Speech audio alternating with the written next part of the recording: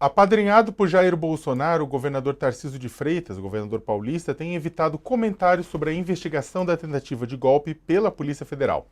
Na última quarta, o UOL revelou que Tarcísio esteve no Palácio da Alvorada na tarde de 19 de novembro de 2022, quando Felipe Martins, assessor do presidente Bolsonaro, discutiu a minuta do golpe com seu chefe, segundo o APF. A assessoria do governador afirmou que ele esteve com Bolsonaro, mas não participou da reunião com Martins. No dia seguinte, após a revelação, Tarcísio participou do leilão da concessão da Nova Raposo. Porém, mais uma vez, deixou o local sem atender jornalistas. Começando contigo agora, Carol. Essa presença do governador Tarcísio, né, num dia, num momento em que era bastante, digamos, quente, né, era um momento em que, apesar de Bolsonaro não estar com uma atividade pública no interior do Alvorada, muita coisa se discutia, inclusive a questão, ao que tudo indica, da proposta golpista, e aí isso coloca o governador Tarcísio lá no meio, né? Qual que é a possibilidade de impacto para ele disso? Olha, Sakamoto, é complicado, né? Porque a gente viu na semana passada que a Polícia Federal apresentou esse relatório com essas investigações sobre a tentativa de golpe ao Supremo Tribunal Federal e depois, na esteira desse relatório, vieram vários anexos a esse documento e um desses anexos foi justamente uma agenda em que se mostrou nos últimos 7 meses do governo Bolsonaro quem ele recebia no Palácio da Alvorada. Essa agenda, estranhamente, ela é sigilosa, ela não é pública, a gente não fica sabendo cotidianamente.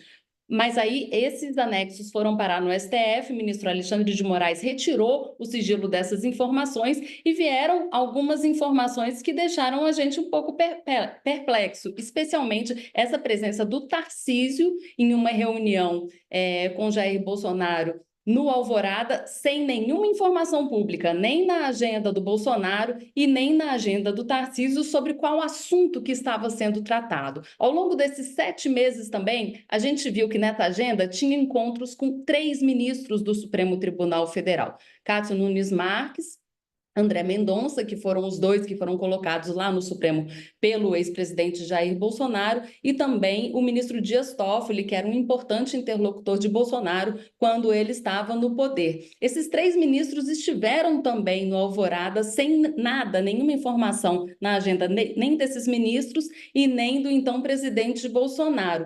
Ou seja, fica estranho a gente saber que, se por acaso esquentar para o Tarcísio, se ele acabar denunciado nessa mesma história, esses 3 ministros vão participar desse julgamento e eles fizeram basicamente a mesma coisa. Eles estavam discutindo às escuras, né, com Bolsonaro, porque não tinha nada claro, não tinha nenhuma transparência em relação a esses encontros. E a gente pergunta para o governador Tarcísio o que ele estava fazendo lá, ele se recusa a responder. A gente pergunta para os ministros do STF o que eles estavam fazendo lá e eles também se recusam a responder. Fica complicado a gente ver os julgadores e o eventual julgado numa situação muito semelhante, toda encoberta pela falta de transparência no poder público, né, Sakamoto?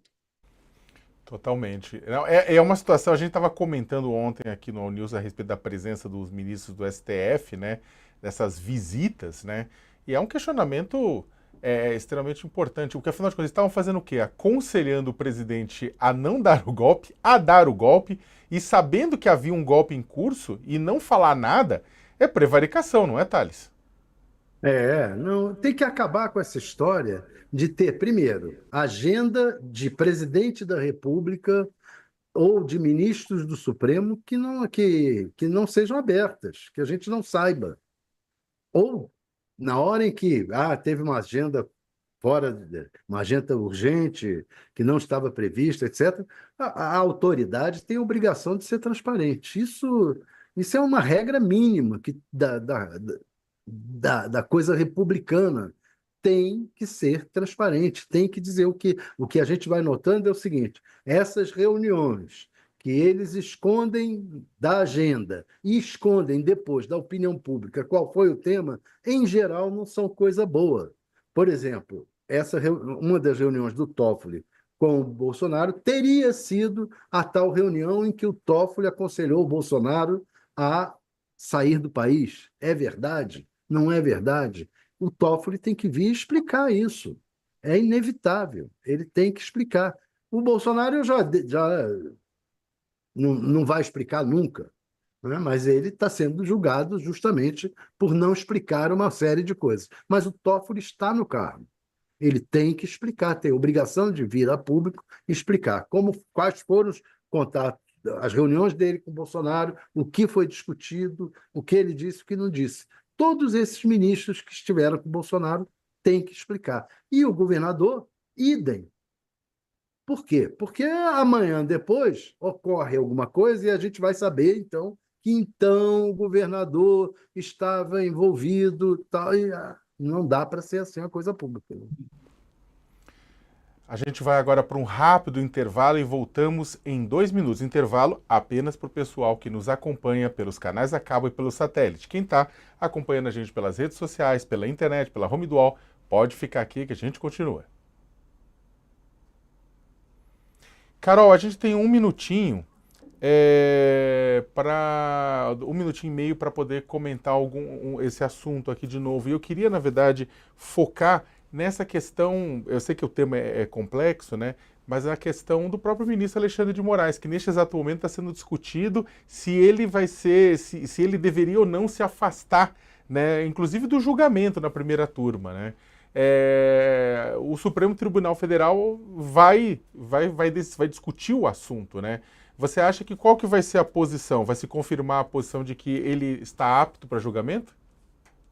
Olha, Sakamoto, eu não tenho dúvida nenhuma de que a posição dos ministros vai ser legitimando a atuação do ministro Alexandre de Moraes à frente dessas investigações, que é o que a gente tem visto desde lá atrás, em 2019, quando o então presidente do STF, Dias Toffoli, entregou o inquérito das fake news de mão beijada para o ministro Alexandre de Moraes sem passar por nenhum tipo de sorteio para a relatoria. No início, os ministros torceram o nariz, acharam um pouco estranho, e depois, em todos os outros julgamentos em plenário, ele foi legitimado na posição de relator, e não apenas isso. Todas as decisões que ele tomou como relator foram legitimadas por votação no plenário do STF. Então, o mais provável, sim, é que o ministro Alexandre continue à frente de todos esses inquéritos que a gente está vendo que ele comanda, inclusive desse de tentativa de golpe, mas o mais provável é que esse julgamento aconteça mesmo na primeira turma do STF, que é formado por 5 ministros, e não no plenário completo, que é formado por 11 ministros.